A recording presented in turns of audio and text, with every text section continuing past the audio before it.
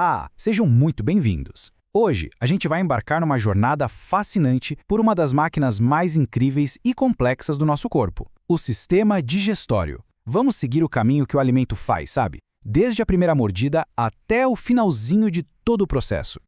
Já parou para pensar no que realmente acontece com a comida depois que a gente engole? Parece uma pergunta simples, né? Mas a resposta, olha, revela um processo biológico espetacular, cheio de transformações químicas, mecânicas. É impressionante. E o porquê de tudo isso tá aqui. No fundo, o objetivo da digestão é bem claro: quebrar o que a gente come em moléculas tão pequenas, mas tão pequenas, que o corpo consiga usar. Seja como combustível para dar energia, ou como, sei lá, peças de construção para consertar o que precisa ser reparado. É um processo vital que literalmente mantém a gente de pé. Bom, esse aqui é o nosso roteiro de viagem para hoje. A gente começa entendendo o que é a digestão, depois segue o alimento desde a boca, passa pela usina química do estômago, pelo centro de absorção nos intestinos e, por fim, chega na reta final do processo. Tudo pronto? Então vamos mergulhar nisso. Primeiro, vamos definir o nosso tema. Afinal, o que é a digestão? É importante a gente ter em mente que não é uma coisa só, um único evento. É uma série de etapas, todas supercoordenadas, que transformam uma refeição em energia e nos nutrientes essenciais para viver. Essencialmente, o processo todo pode ser visto em 6 atos. Primeiro, a ingestão, que é, o ato de comer. Assim que o alimento entra, o corpo já responde com a secreção de sucos digestivos. Em seguida, a mistura e propulsão garantem que tudo continue se movendo pelo caminho certo. O ato principal é a digestão, que é quando tudo é quebrado de verdade. Depois vem a absorção, o momento em que os nutrientes finalmente entram na nossa corrente sanguínea. E por último, a defecação, que elimina o que o corpo não precisa. Nossa jornada começa como não podia deixar de ser no exato momento em que o alimento entra no sistema. A primeira parada, claro, é a boca.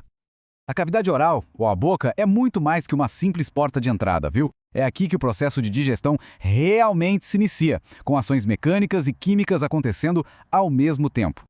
Primeiro, a parte mecânica, a mastigação. Os dentes entram em ação, cortam, trituram o alimento. Ao mesmo tempo, a parte química já está rolando. As glândulas salivares liberam saliva, que tem enzimas como a amilase, que já começam a quebrar os carboidratos ali mesmo. E por fim, a língua entra em cena, molda a comida no que a gente chama de bolo alimentar e empurra para a faringe. É o ato de engolir. Depois de passar pela faringe, o bolo alimentar entra no esôfago. E olha só, este tubo muscular não é passivo, não é só um cano onde a comida cai.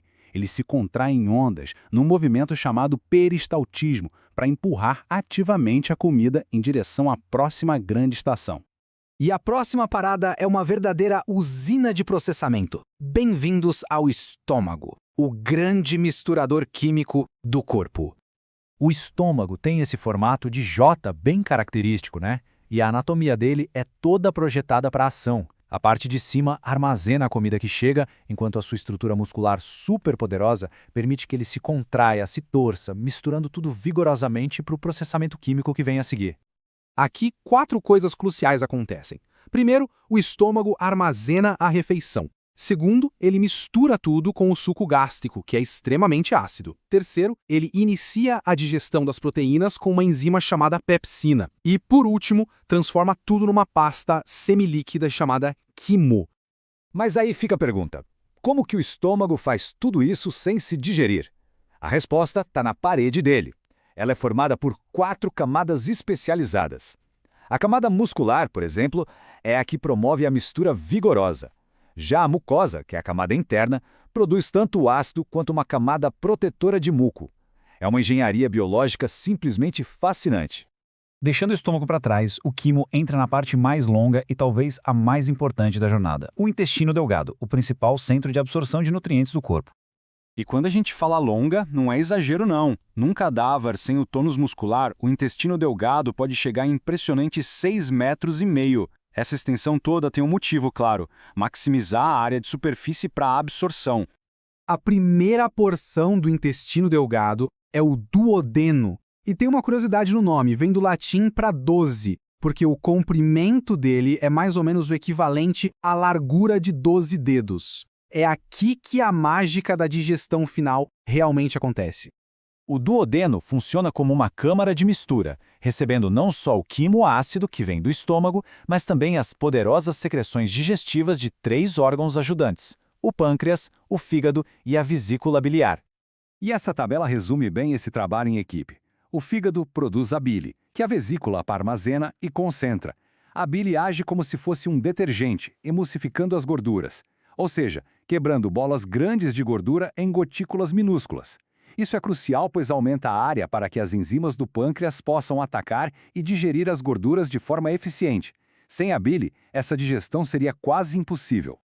Depois que essa mistura toda sai do duodeno, ela viaja pelo resto do intestino delgado, o jejúnio e o ilho, onde a grande mágica da absorção de nutrientes acontece.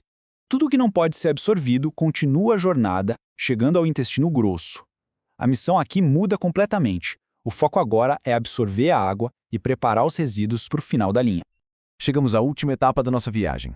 Agora, o foco não é mais absorver nutrientes, mas sim processar o que restou e preparar para a eliminação.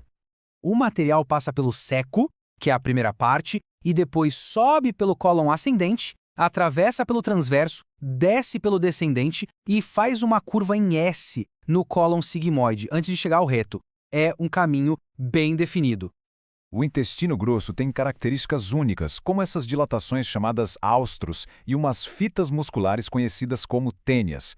Sua principal tarefa é absorver a maior parte da água que ainda restou, além de eletrólitos. O resultado é a compactação dos resíduos para formar as fezes, que são armazenadas no reto até a eliminação. Então, recapitulando a jornada rapidinho.